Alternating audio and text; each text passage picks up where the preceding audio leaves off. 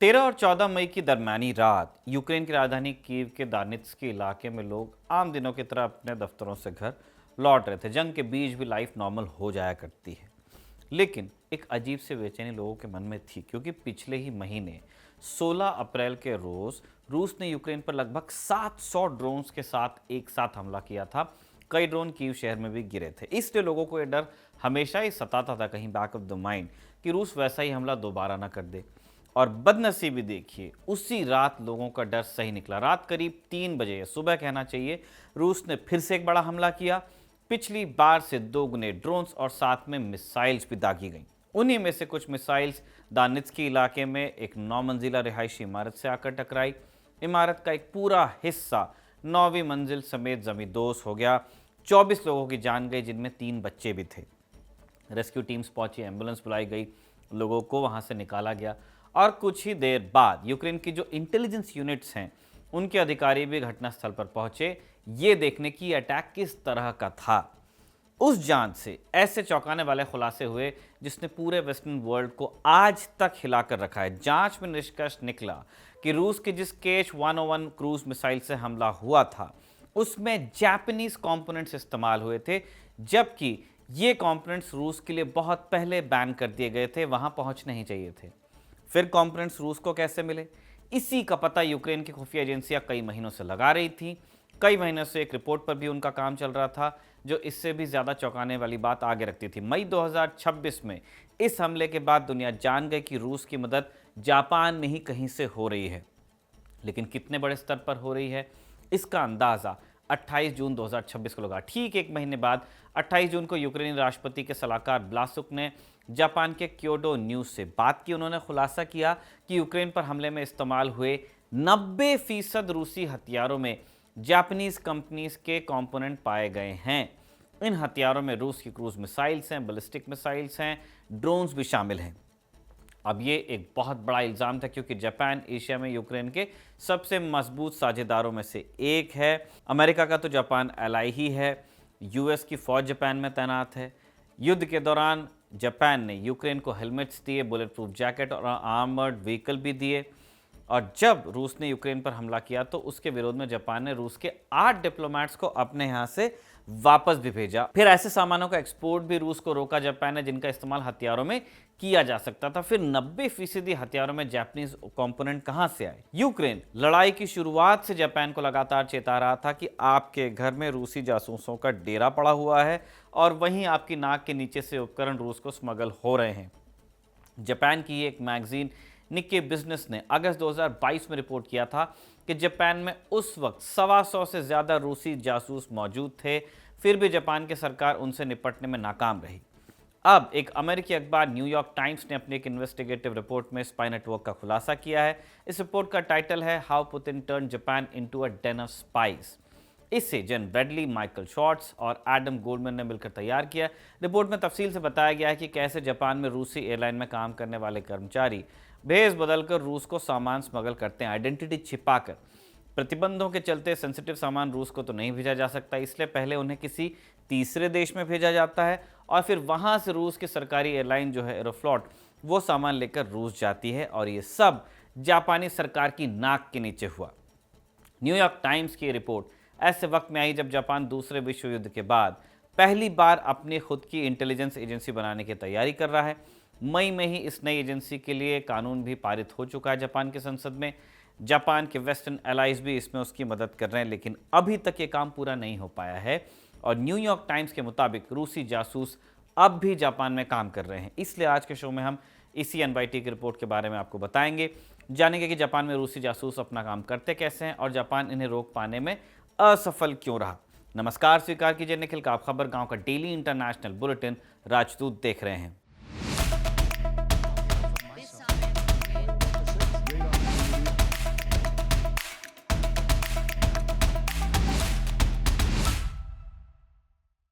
जब भी हम रूस की इंटेलिजेंस एजेंसी के बारे में सुनते हैं तो केजीबी का नाम आता है, पर केजीबी सोवियत संघ के ज़माने की एजेंसी थी। विघटन हुआ 1991 में और फिर रूस ने 2 एजेंसीज बनाई। पहली का नाम आपने खूब सुना है, एफएसबी, फेडरल सिक्योरिटी सर्विस, घरेलू सुरक्षा का इसके पास जिम्मा रहता है। दूसरी है फॉरेन इंटेलिजेंस सर्विस SVR, ये विदेशी इंटेलिजेंस इकट्ठा करती है। जैसे अमेरिका में FBI और CIA के काम अलग अलग हैं। रूस में सेना की भी एक बहुत एक्टिव एजेंसी है इंटेलिजेंस गैदरिंग की, जिसका नाम है GRU। ये फौज के लिए विदेश से इंटेलिजेंस इकट्ठा करती है और उसके एजेंट्स रूसी फौज के मुखिया को ही रिपोर्ट करते हैं, जो चीफ ऑफ स्टाफ होते हैं। इस यूनिट के एजेंट्स पूरे यूरोप में भी फैले हुए हैं। जापान की राजधानी टोक्यो में भी इसके अलग अलग एजेंट्स पहचान छिपाकर काम कर रहे हैं, ऐसा NYT का दावा है। अखबार दावा कर रहा है कि GRU की 28 डायरेक्टरेट नाम की एक यूनिट जापान में एक्टिव है। इसके एजेंट्स रूस के सरकारी एयरलाइन एरोफ्लॉट के कर्मचारियों के भेस में अपना काम जापान में कर रहे हैं। राजधानी टोक्यो में तोरानमोन कोतोहीरा टावर पड़ता है। 26 मंजिला बिल्डिंग है, अधिकतर फ्लोर पर कॉर्पोरेट ऑफिसेज हैं। इसी की 22वीं मंजिल पर बना हुआ है रूस के सरकारी एयरलाइन कंपनी एरोफ्लॉट का दफ्तर, और इसी ऑफिस में बैठता है रूस का वो जासूस NYT के मुताबिक जो जापान से अपना स्पाई स्टेशन ऑपरेट कर रहा है। उस जासूस का नाम मैक्सिम व्लादिमीरोविच फिल्चनकोव बताया गया, लेकिन वो अपना परिचय एरोफ्लॉट के कर्मचारी के रूप में देता है। NYT ने अपनी रिपोर्ट में लिखा है कि फिल्चनकोव फरवरी 2024 में टोक्यो आए थे। उसी के बाद से उन्होंने जापान से रूस माल भेजने वाली जो लॉजिस्टिक कंपनीज हैं उनके साथ अपने संबंध मजबूत किए। अब एरोफ्लॉट पर जापान में बैन तो नहीं लगाया, लेकिन जंग के बाद से वो खुद ही फूक फूक कर कदम रख रही थी। खुद रूस तक सीधे सामान नहीं पहुंचा रही थी जिस पे शक हो। सेंसिटिव टेक्नोलॉजी जो है एरोफ्लोट कैरी भी नहीं कर सकती है, क्योंकि जैसे हमने आपको बताया जापान ने इन पर प्रतिबंध लगाकर रखा है। सेंसिटिव से हमारा मतलब ये है ऐसी टेक्नोलॉजी, ऐसे कंपोनेंट जिसका इस्तेमाल हथियार बनाने में किया जा सकता है। आगे NYT लिखता है कि जापान दुनिया का सबसे बड़ा sensitive dual use technology exporter है, यानी ऐसा सामान जिसका उपयोग आम लोगों के सामान बनाने में तो होता है, हथियार बनाने में भी हो सकता है, और इस तरह का सामान रूस पहुंच जा रहा है। लेकिन जैसा हमने आपको बताया एरोफ्लोट ये काम नहीं कर रही है। एरोफ्लोट ने एक शातिर तरीका अपनाया, अगर सामान वो खुद ही भेजेंगे तो पकड़े जाएंगे, इसलिए उन्होंने जापान में एक लॉजिस्टिक्स कंपनी को अपना पार्टनर बनाया। ये कंपनी है प्रोको एयर NYT के मुताबिक, और इसका काम बस इतना है कि जापान से एयरफ्लोट का सामान लेकर किसी तीसरे थर्ड कंट्री में पहुंचाना है। वहां से एरोफ्लोट अपने जहाज़ों में सामान लाद कर रूस ले जाती है। अखबार लिखता है कि प्रोको एयर अक्सर ऐसा ये सामान श्रीलंका ले जाती थी, उज़्बेकिस्तान या वियतनाम जैसे देशों तक ले जाती थी, और फिर आगे का काम एरोफ्लोट के जहाज़ खुद करते थे। एरोफ्लोट और प्रोको एयर दोनों के ऑफिसेज भी आसपास हैं। 20 मिनट की ड्राइव करके एक दफ्तर से दूसरे दफ्तर तक के पहुंचा जा सकता है। NYT के पत्रकार जब इन्वेस्टिगेट कर रहे थे तो दोनों कंपनियों के दफ्तर गए। पहले एरोफ्लोट के दफ्तर गए, वहाँ जो रिसेप्शनिस्ट थी उसने बताया कि इस समय फिल्चनकोव वहाँ पे नहीं है। ये भी बताया कि कब आएंगे इसकी जानकारी नहीं है। इसके बाद जो NYT के इन्वेस्टिगेटिव रिपोर्टर थे एरोफ्लोट के पार्टनर प्रोको एयर के दफ्तर गए। वहाँ उनकी मुलाकात प्रोको एयर के मालिक ताकेहिको मिकी और उनकी पत्नी से हुई। मिकी ने बताया कि उनकी मुलाकात फिल्चनकोव से 2018 में हुई थी, और एक चाइनीज़ बिजनेसमैन दोस्त था उनका, उसने मुलाकात करवाई थी। जब मिकी से पूछा गया कि फिल्चनकोव के खुफिया एजेंट के बारे में आपको जानकारी है क्या, तो उन्होंने मना किया और कहा कि हम कानूनी प्रक्रिया का पालन करके ही सामान की डिलीवरी कर रहे हैं, कोई अवैध सामान हमने नहीं भेजा। ज़्यादातर मेडिकल इक्विपमेंट और कुछ कॉस्मेटिक ही हमने उनके लिए डिलीवर किया है फॉर एरोफ्लोट।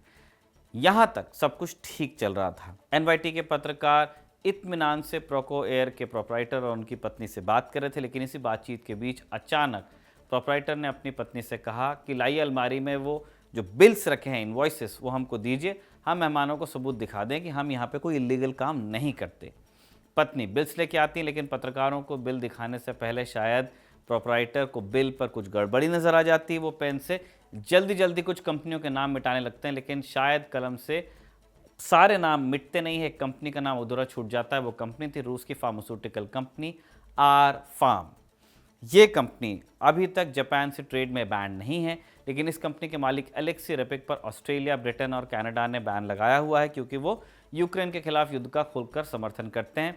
मई 2025 में उन्होंने ये भी कहा था कि इस युद्ध के लिए रूस के बिजनेसमैन को खुलकर सरकार का समर्थन करना चाहिए।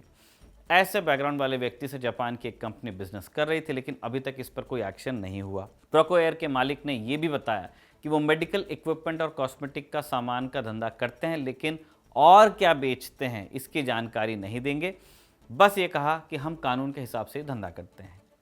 लेकिन इस रिपोर्ट के लिए जब NYT के पत्रकारों ने यूक्रेनी अधिकारियों से बात की तो उन्होंने बताया कि जापान से अवैध रूप से सामान रूस पहुंच रहा है और इसके लिए 2026 में ही जापान को 8 डिप्लोमेटिक नोट्स भेजे जा चुके हैं। विस्तार से बताया गया है कि क्या क्या सामान जापान से जा रहा है। इसमें बड़ी कंपनियों के नाम है Nippon electric corporation, Panasonic, Toshiba जैसी कंपनियां हैं। इन सभी कंपनियों ने इस बात से इनकार किया है कि उनका कोई भी सामान रूस तक पहुंच रहा है। यूक्रेन के मैटर में जिन कलपुर्जों का जिक्र हो रहा है उन पर कंपनियों ने कहा कि वो कई साल पहले बेचे जाते थे, कई का प्रोडक्शन अभी नहीं होता है। एनवाईटी की रिपोर्ट में पश्चिमी देशों के अधिकारियों ने प्रोको एयर पर शक जताया है, लेकिन सबूत के अभाव में उन पर कोई एक्शन अभी तक नहीं हुआ है। यही हाल फिनचेंको का भी है। चूंकि उनके खिलाफ भी कोई पुख्ता सबूत नहीं है, इसलिए उन पर भी कोई एक्शन नहीं हुआ है। हालांकि वो खुद जापान में अब मौजूद नहीं है। अब ऐसा भी नहीं है कि जापान रूसी जासूसों के खतरों के बारे में जानता नहीं था या नज़रअंदाज ही कर रहा था। इसी साल जनवरी महीने में टोक्यो पुलिस ने एक रूसी नागरिक को एक्सपोज किया था कि वो जापान में रहकर स्मगलिंग करता था। वो रूसी नागरिक अपने आप को यूक्रेन का एक अधिकारी बताता था और एक टेक कंपनी के साथ काम कर रहा था, लेकिन जब तक उसका रूसी जासूस होना बाहर आया वो जापान से निकल गया। जापान में रूसी जासूस होना ये कोई पहली बार नहीं हुआ है। साल 1980 में जापानी पुलिस ने युकिहिसा मियानागा नाम के एक व्यक्ति को गिरफ्तार किया था। इल्ज़ाम था कि वो जापान की डिफेंस एजेंसी से जुड़ी गोपनीय जानकारी को सोवियत यूनियन पहुंचा रहा था। जापान सोवियत यूनियन नेबर्स थे, आज रूस और जापान नेबर्स हैं। जांच में सामने आया कि मियानागा सोवियत एम्बेसी में तैनात कर्नल यूरी कोज़लोव से संपर्क में था। जापान का आरोप था कि कोज़लोव केवल एक डिप्लोमैट नहीं बल्कि जीआरओ के भी मेंबर थे, जो डिप्लोमैट बनकर ये खेल खेल रहे थे। कहानी यहीं ख़त्म नहीं होती। जांच आगे बढ़ी तो पता चला कि मियानागा अकेले नहीं थे। जापान की सेना के 2 अधिकारी भी इस नेटवर्क का हिस्सा थे। इसमें लेफ्टिनेंट एची काशी और सुनेत्सोशी ओशिमा शामिल थे। इल्ज़ाम था कि ये दोनों भी सेंसिटिव इन्फॉर्मेशन सोवियत यूनियन के कर्नल कोज़लोव तक पहुंचा रहे थे। सन 2000 के सितंबर में जापान ने रूसी दूतावास में डिप्लोमैट विक्टर बोगातनेकोव को अपने देश से बाहर निकाला। जापानी सरकार का इल्ज़ाम था कि ये भी जीआरयू से जुड़े थे और उन्हें इन्फॉर्मेशन जापान के ही एक शिगेहिरो हागिसाकी नाम के व्यक्ति से मिलती थी। अब ये जो हागिसाकी साहब थे जापान के national institute for defence studies में एक रिसर्चर थे। ये एक थिंक टैंक है जो जापान की मिनिस्ट्री ऑफ डिफेंस से जुड़ा हुआ है, इसलिए इनको खुफिया जानकारी मिल जाती थी जो वो रशियन एम्बेसी को दे रहे थे। जैसे हमने आपको पहले बताया, जापान में ये बात रिपोर्ट हुई है कि रूसी जासूसों की समस्या है। 2022 में ही 125 जासूस होने का अंदाज़ा लगाया गया था। तब जापान ने हल क्यों नहीं निकाला? 2 वजह हैं। पहली तो ये कि जापान में एंटी एस्पियोनाज लॉ कमज़ोर है, यानी जापान में अगर कोई विदेशी जासूस पकड़ा जाता है तो उसे बहुत कठोर सज़ा नहीं मिल पाती है जैसी दुनिया में बाकी जगह है। ब्रिटिश अखबार गार्डियन इसकी वजह बताता है कि दूसरे विश्व युद्ध के बाद जापान के लोगों को खूब आज़ादी दी गई, एक फ्री सोसाइटी बनाने की कोशिश की गई, इसलिए इस तरह के कानून बनाए नहीं गए हार्श पनिशमेंट वाले। 1985 में कानून लाया भी गया था जिसमें जासूसी की सज़ा मौत दी जानी थी, लेकिन विरोध के चलते कानून नहीं बन पाया। फिर 2013 में जाके एक कानून आया जिसमें जासूसी की सज़ा 10 साल तक की गई, लेकिन अक्सर इसमें लोग बच के निकल जाते हैं। तो सख्त कानून नहीं है जिससे लोग डरें। दूसरी वजह है जापान की सेंट्रलाइज खुफिया एजेंसी का न होना। एक पैसिफिस्ट कॉन्स्टिट्यूशन उनको लिख करके दिया है यूएस ने। दूसरे विश्व युद्ध के बाद इस तरह की एजेंसी वहाँ नहीं बन पाई है। इस वजह से जापान की सरकार काउंटर इंटेलिजेंस का काम नहीं कर पाती है। उन्हें ये नहीं मालूम चलता है कि कौन कौन से देश के जासूस उनके मुल्क में घुसकर क्या कर रहे हैं। ये एक बड़ी वजह है कि रूस तक इतने सेंसिटिव कंपोनेंट्स इतने लंबे समय से पहुंच रहे थे। पर अब जापान की सरकार इस पर काम कर रही है। ट्रंप की दोस्त और जापान के प्रधानमंत्री, हाँ इनके दोस्त बहुत हैं, जापान के प्रधानमंत्री भी दोस्त हैं, सनाए तकाइची ने मई महीने में संसद से एक प्रस्ताव पारित करवाया है जिसमें एक मजबूत इंटेलिजेंस एजेंसी बनाने का प्रस्ताव दिया गया है। जापान टाइम्स के मुताबिक अमेरिका, ऑस्ट्रेलिया जैसे देश जापान की इसमें मदद कर रहे हैं और फिर इस दिशा में तेज़ी की एक वजह ट्रंप भी बताए जा रहे हैं। जब से ट्रंप दूसरी बार चुनकर आए हैं वो बार बार अपने एलाइज को कह रहे हैं कि अपनी सुरक्षा की जिम्मेदारी आप खुद लीजिए, पैसा खुद खर्च कीजिए, खून अपना बहाइए। नेटो का अपना बजट बढ़ाने को कहा जा रहा है। गजा में मुस्लिम देशों की सेना को तैनात करने की बात हो रही है, जबकि लड़ाई वो इजराइल की है। मिडल ईस्ट के कई देशों से पाकिस्तान डील कर रहा है। यूक्रेन में भी हथियार पहुंचाने की जिम्मेदारी ट्रंप यूरोप पर डाल चुके हैं। क्वाड पर ट्रंप खास ध्यान नहीं दे रहे हैं। इन सभी घटनाओं से ट्रंप का रुझान आपको समझ में आता है और शायद यही बात तकाइची समझ चुकी हैं, इसलिए अब खुद की इंटेलिजेंस एजेंसी वो भी बना रही हैं। इसके लिए करीब 3,500 करोड़ का बजट उन्होंने निकाला है।